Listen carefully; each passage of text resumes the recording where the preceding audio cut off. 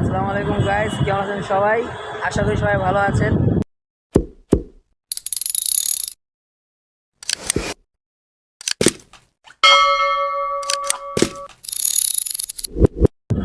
তো আজকে অনেক দিন পর, দীর্ঘ 1 বছর পর আমার বন্ধু আমার সাথে দেখা করার জন্য আসছে।